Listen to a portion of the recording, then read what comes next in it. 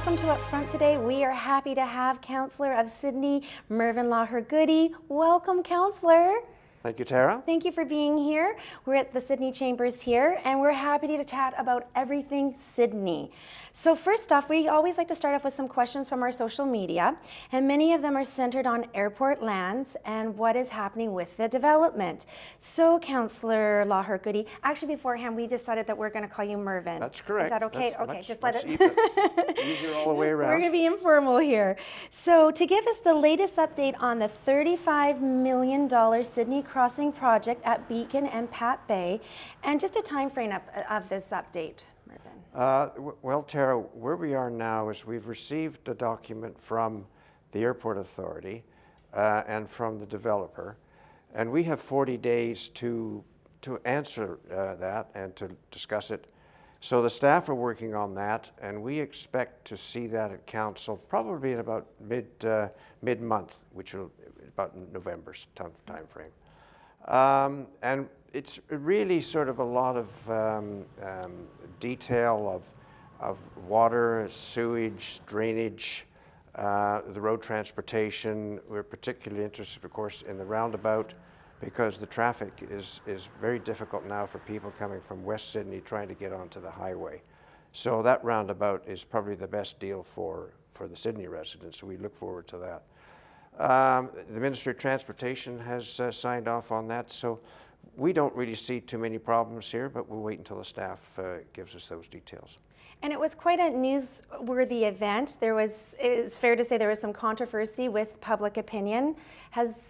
In your opinion, has that changed a bit? Are we still thinking the same way? Well, I certainly, the people I talk to, they'll just ask me, what stores are going to go in there.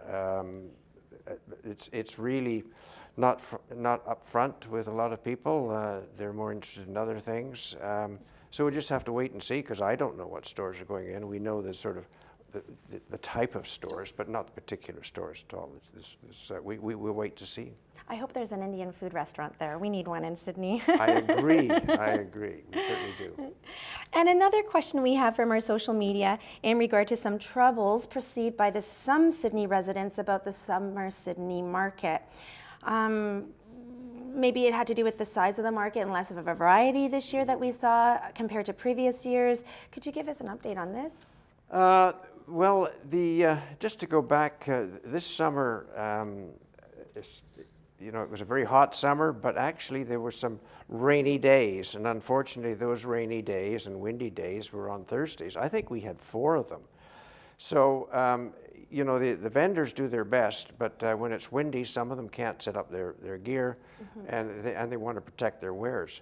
So what happened is Laurie, who runs the market, she decided instead of having gaps, she would close it all up, make them closer, so that it might be a block less on those bad nights. So so perhaps the residents thought that they could go ahead, the vendors could go ahead in the stormy weather, which is asking a bit much. But the end result is that vendors have told us that they love coming to Sydney. It's one of the most profitable markets for them. But however, there's so many markets now on the South Island that some of the vendors, they just come every second week because they want to be elsewhere. But also the cruise industry, they like what we do, and they send one particular cruise line actually charters a bus, and that's one of the ground tours for the people. So nice. You'll see them coming up, and there's a completely different group of folks that shop normally and go to the market. They come for the food, they come for the music. It's a night out for them. The family's there. They bring their dogs. It's great. It's great. So I'm surprised at actually some of the comments on social media on that. So am I. We win every Thursday, and we certainly like it for our family. And we just want to quickly touch on another topic that's been recently discussed, and that is the length of the service and time of a municipal politician. What are your thoughts on putting a cap on some of these terms of a municipal politician? So you're asking me there how long I think I should serve the community, or Should it be 2 years, 3 years, or 4 Yes, years? 'cause Which now- one would you particularly like to zero in Let's on? do the term, because I know now it's open, but now there's some talk about having 2-year, 3-year caps on mayors and city councillors. I have mixed feelings on that. I think if a councillor or mayor are doing good jobs, they're serving the community well, they have the energy and the fire in the belly still to do that, I don't really need to see a cap. But it's really up to the voter. I mean, if a councillor or mayor is doing a good job, he or she will get re-elected. And perhaps the public are sad that they're not running again. So I really have mixed feelings on this, and I really don't think anything is going to happen because there's no fixed ceiling for provincial or federal Yes. politicians. So I think it's one of those ones that's not going to have much traction. So it's, when I read that article, I kind of felt it was like a non-issue as well. And I think that with more public engagement, Yeah. because unfortunately, with the municipal level, there's less public engagement and maybe more quality candidates that come forward. And I would give, if I may, give a comment on the length of time, though, 2 years, 3 years, or 4 years. This is the first time we've done 4 years. yes, So I would be very interested to see how many by-elections are occurring across the province. I mean, in CRD, we've had 2. And basically because 3 years is an interesting time.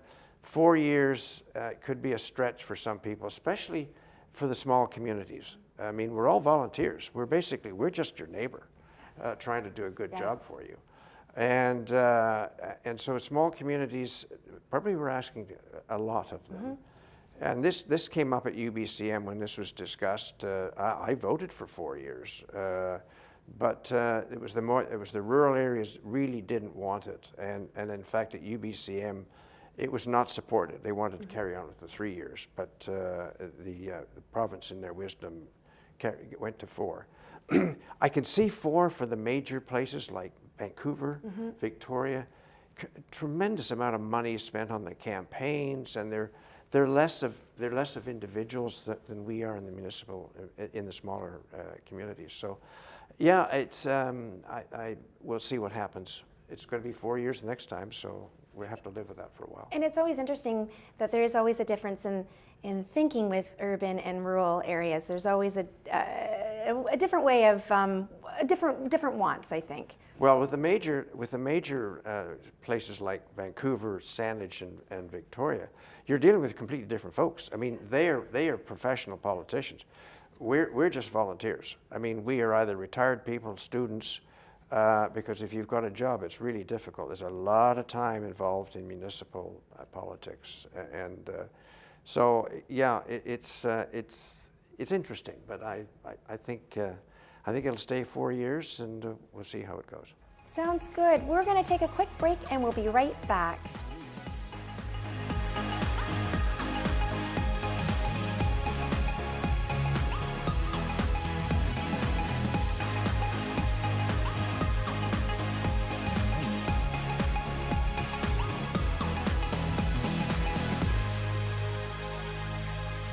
And we're back with Mervyn, and we're going to talk amalgamation. Now, that is a frequently discussed topic, and a lot of people have a lot of opinions on it. So I want to know, I know you have some opinions on it, and I want to know what your thoughts on amalgamation, especially in this area. Well, thank you, Tara. We've been very successful ourselves with North Saanich, and in some cases Central Saanich, in working together. And I think that's what the populace wants. So, for example, we share the RCMP contract between ourselves and North Saanich, and the local First Nations works very well. We share in costs with the Panorama Recreation Centre between ourselves, North Saanich, and Central Saanich. There's a board of governors that oversee that, and it's made up of residents and councillors and the mayors of those 3 communities. The sewage, and I must tell the viewers that we've paid for our sewage treatment plant. I say that with great pleasure. And, but we share that with our 3 municipalities, and there's a board of governance of that as well, and we sit on that. as we do with the Water Commission in the peninsula here. The library, there's some discussion on the library, but I'm happy to say that the library is in Sydney, but North Saanich and ourselves, we share the costs of that. Central Saanich have theirs in Brentwood, so it's a little different. But you know, people sort of say, well, you know, you do so much together. Why don't you amalgamate now? Well, we have different cultures. There's no doubt about it. People living in North Saanich, they think they're different, and we in Sydney, we know we're different. We're urban, they're rural, and but the staffs that we hire and the staffs that North Saanich hire, there's a different culture. Ours are more familiar and they're trained to look after urban infrastructure, whereas in North Saanich they're certainly focused on the rural side. So those are the differences. But you know, we do work whenever we can together with the Marie Winspear Center and the Memorial Park Society, for example. We share facilities there, and long may it last. And we have members of North Saanich on the board, and members of Sydney on the board as well. So yeah, it's working well. Perfect. We're very happy. And you answered all the questions that I was going to ask you, so that's good. The whole way, we're halfway there, so why don't we do it? But you answered that. Let's go into scooters. Now that is a hot topic here in Sydney. It is the scooter capital of BC, and there's lots to discuss about that for sure. Well, thank you. I must admit, I chuckled when I saw a recent article in the paper of another municipality deciding to do something with scooters. We've had some experience in a previous council that I served on where we had discussions with the Attorney General, because the scooters on sidewalks is a function of the Motor Vehicles Act, and the Attorney General is responsible for the Motor Vehicles Act. But also the federal government is involved here, because there's absolutely no regulations on the size, the speed, the weight of scooters. I mean, you're seeing scooters now here in Sydney that are tandems. There's no speeds. There's no governor on the speeds. So it really is a bit of a, I hate to use the word zoo as far as controls of scooter manufacturing.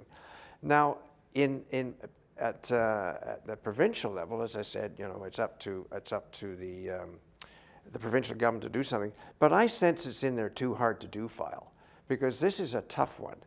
And I'll tell you, when we decided to do something, and the person who pushed this was a person called Jeanette Hughes, and Jeanette was a councillor here, and she was in a mobility scooter, because she saw the problems coming with lack of control and lack of rules and regulations. So when Larry Cross was the mayor and we went to AVICC, that's the Vancouver Island Community of Councils, and we pushed forward. So we wanted to have some sort of regulations on this.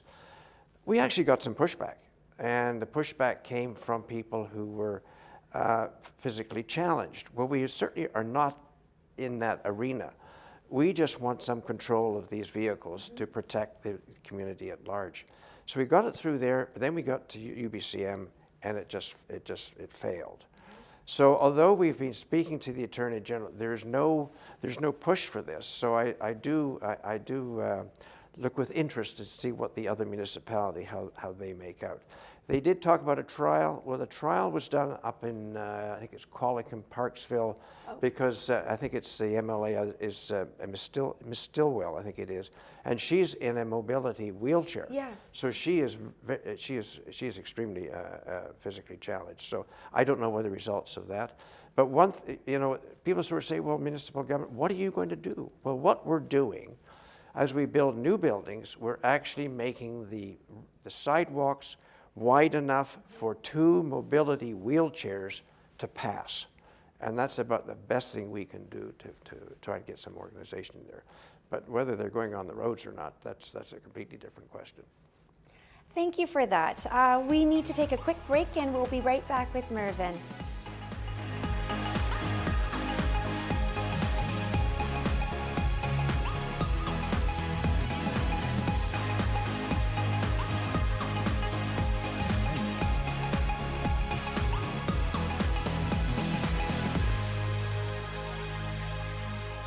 We're back back with Councillor Lougher-Goody, and we're going to talk about parking or lack of it. What are your thoughts about the whole parking issue here in Sydney? Well, parking is certainly an issue in Sydney. There's no doubt in my mind. Talking to people or people talking to me at various times, they will say to me, "Oh my Lord, I can't find a parking spot. This parking here is terrible, and you keep building, and there's no, there's cars everywhere." Well, it's an interesting aspect because one thing with our last census, 2 censuses ago, we actually had less people in town. So, to me, less people might mean less cars. But however, there's a perception there that, I go into town and I can't find a place to park in front of the store I'm going into. Well, I'm going to be mean here and say, well, perhaps we should plan our day. I don't go into Victoria when the ferries are running because I know it's going to add another 15, 20 minutes to my trip. So I say if you plan your time, you can certainly get into the grocery stores and things like that. But however, there are some actions we're taking. Once we have the fire hall built, we intend to build what we call an employee parking lot. So that should take some of the pressure off. But we hear, let's build a parking garage. And I've got to say that I attended a meeting the other day, and the quote of $60,000 was given. This is the latest quote for parking spots in a structure like a garage. So for 100 spaces, that's $6 million. There's just no way this small town can afford that. So there are other, we're looking at aspects of parking. One of the things that sort of grabs my attention is there's so many areas within Sydney that you look at, they were designed for parking, and they're empty or half empty. Because in the past, when condos were built, there were 2 spaces per unit. So you take a look at those places, and they're half full. Now, we have approached the stratus of these places. Do you wish to rent half of that, and that would help you with your strata fees? But nobody wants to bite with that. And dare I say, there are institutions, I don't want to mention them, that are not very busy during the week, busier on the weekend, and perhaps they could rent their spaces out because people are quite happy to pay for per month parking, and because our charges are very low. So there are all sorts of balls in the air, but it's a tough one. There's no doubt about it. And I don't think the public realizes how much parking really does cost. And I do like the idea of renting parking spaces that are already available. Yeah. That's a good use of land. Now, one thing I forgot to mention was that we did have a study done, and the person doing the study did recognize that there was a problem. And of course, his solution was, you've got to have paid parking on Beacon. So it's going to be a very brave council and mayor who decides to do that. So, I mean, that could happen in 10 or 15 years, but that's something that has to happen in the fullness of time. And so talking with the parking, I think it's great to get into density because those 2 things go together, and the density is certainly changing here in Sydney, and I want to know what the development with that. What is that going to look like? What is the landscape going to look like going forward? Well, what has happened, if one reflects back to perhaps the 70s and 80s, so the condo buildings you see now that were 4 stories were built in the 80s, and probably sometimes in the 70s.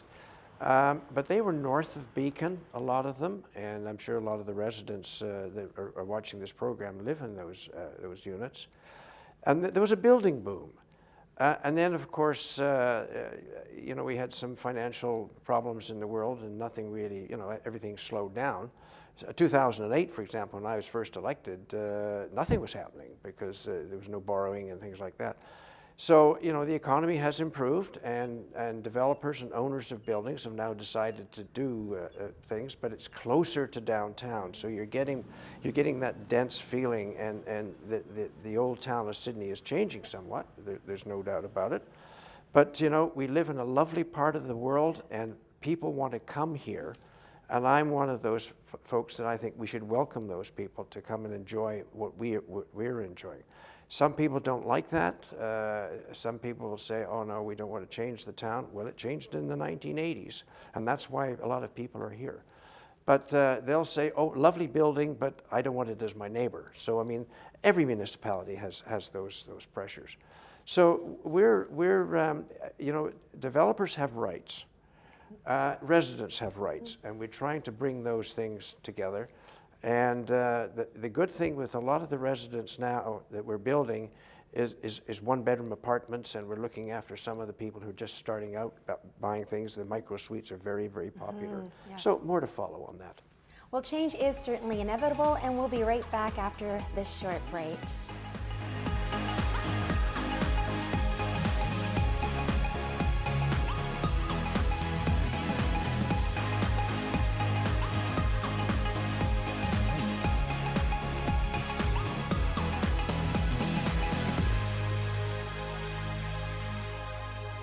We are back, and we're going to be talking about the doctor shortages and the availability. I know Sidney certainly has some initiatives with this. What are those?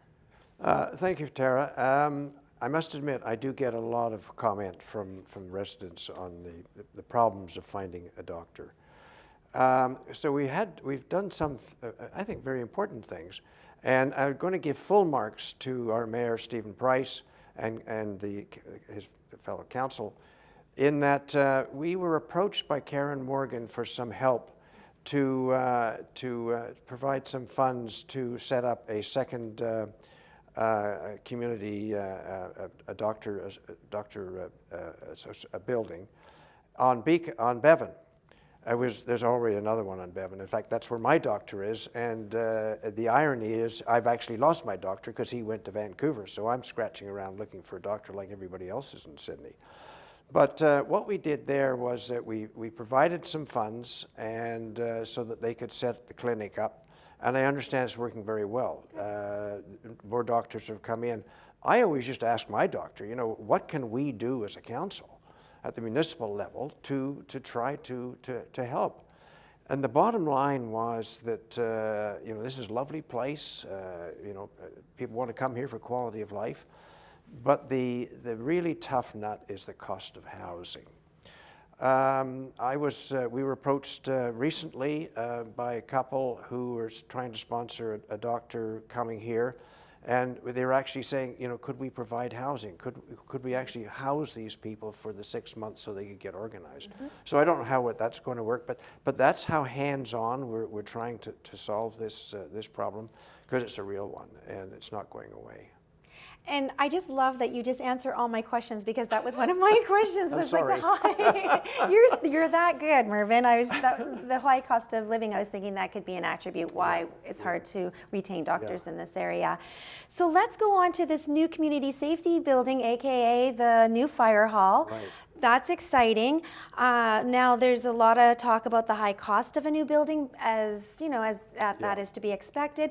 But there also could be the opportunity of the blended fire departments, where you have the volunteer with the actual fire department of Sydney. Yeah. Let me talk about our where we are in the volunteer fire department situation. Small towns like Sydney, we're lucky. We're able to have volunteer fire departments. But you need the young people available, the men and women, to fill those billets. And I think North Saanich, they're still able to, still capable of filling their billets. We were having troubles. And where we were really having troubles on fire calls was getting the trucks, because the truck doesn't move until you've got a certain number of people ready to go. So you've got these volunteers, you've got to get them ready. They've got to be standing by. So, but during rush hour, guess where they all are? They're in their vehicles at their day job. So, you know, I guess the bottom line is don't have a fire at 5 o'clock in the afternoon. So we were facing this. So we decided, okay, we're going to go into a blended fire hall. Now that meant more money for the taxpayer had to come up with. But I'm very hopeful that I think our residents appreciate now having one shift available during business hours, so that they know they're going to get great service during those times. And then the volunteers are backfilling in the evenings and on the weekends. So I feel very comfortable now that we've got a good service.